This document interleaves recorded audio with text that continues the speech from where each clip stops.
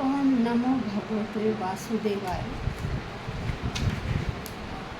प्यारे साधकों, हम श्रीमद् भगवद गीता का चतुर्थ अध्याय, जो दिव्य ज्ञान नाम से जाना जाता है, उसके श्लोक संख्या 6 का आज हम श्रवण करेंगे। श्लोक संख्या 5 में हमने श्रवण किया था। श्री कृष्ण अर्जुन से बता रहे हैं कि देखिए, हर युग में जब जब मैंने जन्म लिया है, मेरे साथ मेरे भक्तों ने भी जन्म लिया, लेकिन मुझे तो अपने हर अवतार का याद है। मैंने जिस जन्म में जो भी अवतार लिया, मुझे एक एक घटना याद है। लेकिन जो आप भक्त मेरे साथ आए, आपको अपने जन्मों की कथा याद नहीं है, क्योंकि भौतिक मनुष्य क्या करता है, वह संसार में आने के बाद अपनी पुरानी बातें भूल जाता है। एक ईश्वर ही ऐसे हैं, भगवान ही ऐसे हैं, जो बार बार जन्म लेते हैं और उन्हें अपने हर जन्म का एक एक पल, एक एक घटना, एक एक दिन में क्या हुआ, वो सारी चीज़ें याद रहती हैं, क्योंकि वह स्वयं भगवान हैं और इस शरीर में आ गए। उनका शरीर भी क्या है, शरीर भी वही। देखिए, श्री कृष्ण ने जब इन्होंने अवतार लिया है, तो इनके वही शरीर होता है इनका। हम लोगों का शरीर दूसरा, लेकिन जो भगवान हैं उनका वही आद्य शरीर होता है, जो प्रारंभ से चला आ रहा है। देखिए, कभी भी हमने किसी देवता को, राम को वृद्ध रूप में देखा है कहीं? जो भी अवतार पैदा हुए, क्या परशुराम को हमने वृद्ध रूप में देखा? क्या हमने श्री कृष्ण को वृद्ध रूप में देखा? अरे, युवावस्था के बाद तो हमने उनका रूप देखा ही नहीं। वो हमेशा वैसे ही रहते हैं, वह वृद्ध अवस्था को प्राप्त नहीं होते हैं। तो यहाँ देखिए, श्री कृष्ण क्या कह रहे हैं। आइए श्लोक संख्या 6 का श्रवण करते हैं। अजोपि सन्न व्ययात्मा भूतनामीश्वरोपि सन प्रकृतिम स्वाधिष्ठाय संभवाम्यात्म मायया। अब संधि विच्छेद करके अर्थ करेंगे। अजह अपि, अजह होता अजन्मा, अजह का मतलब अजन्मा। फिर अपि भी, अजन्मा भी, सन होते हुए, अजन्मा होते हुए, मतलब जन्म नहीं। ये बार बार हमारा क्या है, हमारी शरीर, हम बार बार अलग अलग शरीर धारण करते। हमें अपने पिछले शरीर का नहीं पता कि हमारी आत्मा कौन से शरीर में थी, लेकिन जो भगवान है वो क्या होते हैं, अजन्मा होते हैं, उन्हें पता रहता अपने। तो उनका वही आद्य शरीर ही बार बार अलग अलग युगों में आ जाता है। तो कह रहे अजह अपि, अजन्मा होते हुए भी, अव्यय, कह रहे अविनाशी हूँ। भाई, मैं तो अजन्मा होते हुए अविनाशी हूँ। आत्मा, ये शरीर, भूतानाम, भूत हम हैं जो जन्म लेते हैं बार बार, भूतानाम, जन्म लेने वालों का ईश्वर है, परमेश्वर है। भाई, मैं तो क्या हूँ, मैं परमेश्वर हूँ, अविनाशी हूँ, अजन्मा हूँ। आप लोगों का मैं क्या हूँ, ईश्वर हूँ। ईश्वर सन्न होते हुए भी, प्रकृति होता है दिव्य रूप में, प्रकृति दिव्य रूप में स्वयं अपने आप अधिष्ठाय, इस तरह से स्थित होकर, संभवामी, मैं अवतार लेता हूँ।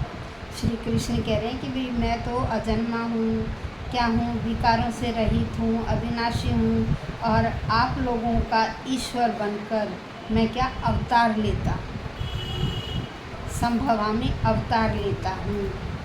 आत्म माया, अपनी माया शक्ति के द्वारा, जो मेरी अंतरंग माया शक्ति है, मैं उस माया शक्ति के द्वारा दिव्य रूप में बार क्या आप लोगों का ईश्वर रूप में मैं जन्म लेता हूँ, प्रकट होता हूँ। इनको जन्म लेना नहीं कहा जाता, अवतार प्रकट होते हैं। ठीक है, हम साधारण व्यक्ति क्या करते हैं, हम जन्म लेते हैं, हमें अपने पिछले जन्म का नहीं पता, मैं किस शरीर में था, मेरी आत्मा किस शरीर में थी। तो यहाँ क्या है, श्री कृष्ण कह रहे हैं मैं अजन्मा हूँ, अविनाशी हूँ और मैं सारे संसार का, मैं आप लोगों का स्वामी हूँ। और हर युग में मैं अपने दिव्य रूप में प्रकट होता हूँ या अवतार लेता हूँ। भगवान ने अपने जन्म की बात बताई, क्योंकि वो भगवान, उन्हें अपने हर जन्म का पता है कि मैंने किस जन्म में किस रूप में अवतार लिया। उन्हें तो अपने पल पल, एक एक क्षण का, एक एक दिन का, वर्षों का, हर उसका पूरा ध्यान रहता है। लेकिन हमें किसी चीज़ का ध्यान नहीं है कि हम पिछले जन्म में क्या थे। और जो ये हमारा भौतिक जगत है, इसमें हमारा जो शरीर है वो स्थायी नहीं है, हमारा शरीर नश्वर है। शरीर का एक न एक दिन हमारे शरीर का नाश हो जाता है और हमें कुछ नहीं पता कि हम मरने के बाद, क्योंकि ये शरीर यहीं रह जाता है, इस शरीर को पंच तत्व में विलीन कर दिया जाता है और आत्मा या प्राणी से फुर हो जाते हैं। फुर होने के बाद वे कौन से शरीर में गए हमें कुछ भान नहीं रहता। आगे फिर हमें कौन सा शरीर मिला वो भी हमें नहीं रहता।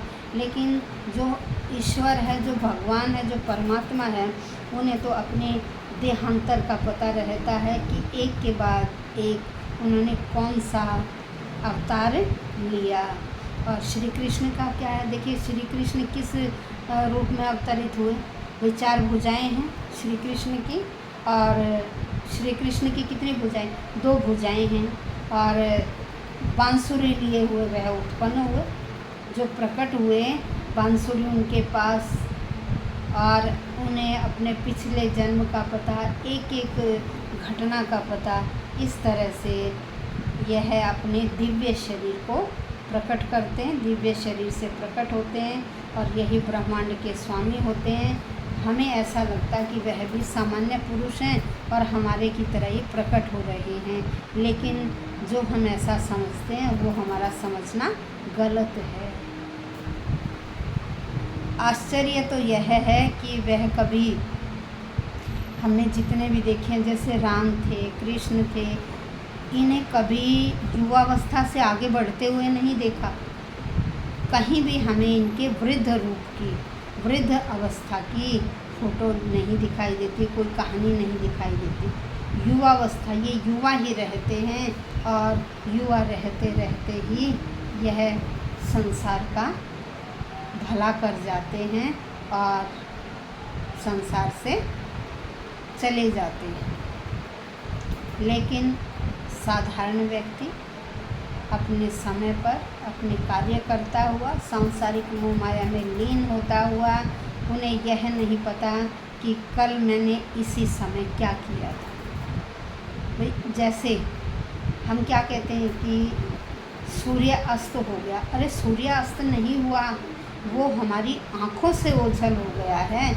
सुबह हम कहते उदय हुआ, जब हमें वो दिखाई दे जाता है तो हम कहते उदय हो गया, और जब वह चला जाता है हमें दिखाई नहीं देता तो हम कहते हैं अस्त हो गया। लेकिन ऐसा नहीं है, वह तो स्थिर है, वह तो क्या है, स्थिर है। और हम अपनी इन इंद्रियों के कारण सूर्य को उदय और अस्त होता हुआ परिकल्पित करते, सोचते हैं कि भाई अब अस्त हो गया, अब उदय हो गया।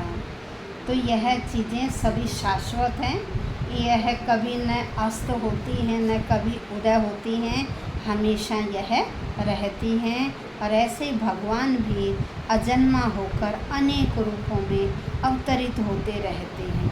यह सारी बातें वेदों में हमें मिलती हैं और वेद इन चीज़ों के साक्षी हैं।